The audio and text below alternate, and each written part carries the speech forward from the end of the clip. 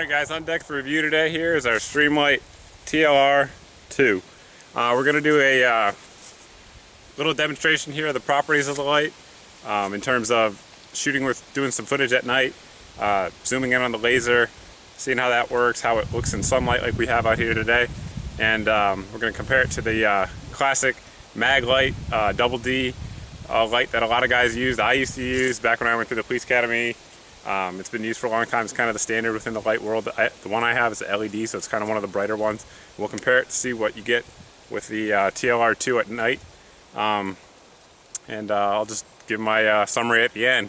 But again, TLR-2 is what we're going over today, and we'll get into it. Alright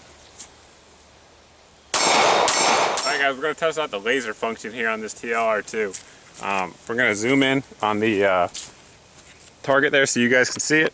We'll be shooting at a distance of about 15 meters, and let me zoom in so that way you guys should be able to see that laser there on the left. I'm not going to be using my sights, I'm just going to be using the laser with this one, which is something I generally don't recommend people do, but a lot of people get target fixation in stressful environments, so it's definitely something that could be an advantage. There you see the laser there on the target, and as you can see, it's a effective aiming device should you need to do it. I realize lasers are controversial.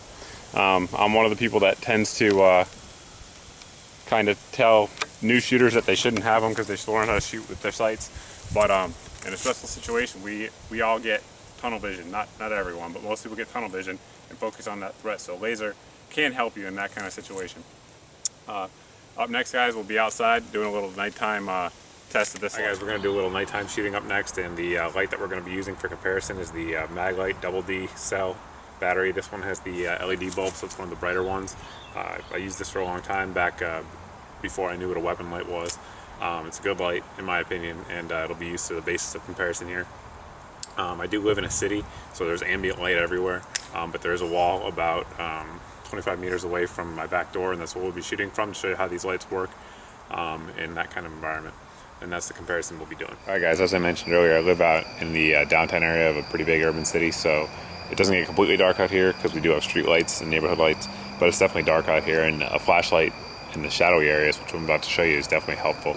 About 25 meters away from us is a wall that's in my backyard. We're going to flash the mag light that I showed you earlier in the video. It's the LED Double D cell light. That's what it looks like up on the wall. Up next will be the Streamlight. You can see there, back to back. Again, this is the Maglite Streamlight TLR-2. You can see the laser is definitely easily visible, easy to pick up, track movements if you want to search around corners and so on and so forth. Very bright, definitely helps light up those areas.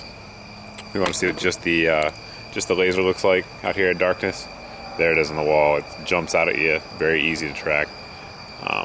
So, I mean, in my opinion, for the money that these lights cost, it's an excellent value. Again, Maglite on the right, Streamlight over here on your left.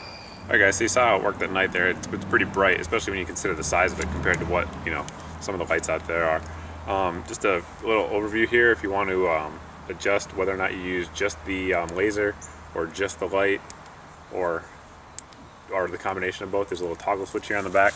We'll show you there, right there, and that's how you control that. It's all in all, it's a really good light. The downside of it is it's a little bit expensive. They tend to run around $199-ish, give or take 30, depending on where you buy it. So that's kind of the big negative of it. But it mounts on just about any system. It comes with 5 different adapters. I'll list them in the bottom of the video here because I can't remember them off the top of my head. But good light, works all around. Is one of the big problems that people bring up when they talk about these lights is that they don't work with 40 caliber Glocks. Well, Glock has fixed that problem, as well as Streamlight, with some instructions. Basically, all you do is just finger tighten this down instead of cranking it down with a screwdriver or whatever, and you use the new mags, you'll be good to go there. So as you saw earlier in the video, that's a 40 caliber Glock I was using. It was a Glock 22, runs with 0 issues with a new updated version, so you're good to go there. A couple other notes: the laser down here on the bottom is windage adjustable as well as elevation. So the footage that we did with some shooting earlier, it wasn't really 100% zeroed. As you saw, the shots were going a little bit low to the right. It's just because I slapped it on the gun that it wasn't really zeroed for. So you can zero it to be right on. It's a real accurate system if you want to use it that way, as long as your trigger control is good to go. The light itself runs for 2.5 hours of constant on, and uses the two CR123 batteries, which are great batteries in my opinion.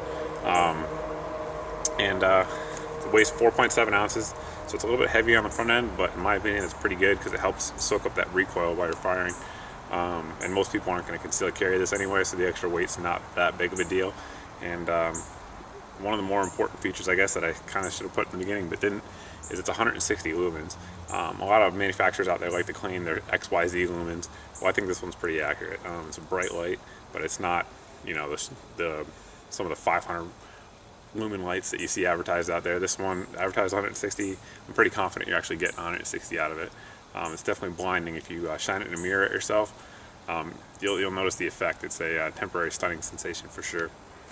But as always, guys, that's the end of the review. As always, if you have questions, feel free to let me know. I'll do my best to answer them. But in summary, it's a good little light. I recommend it.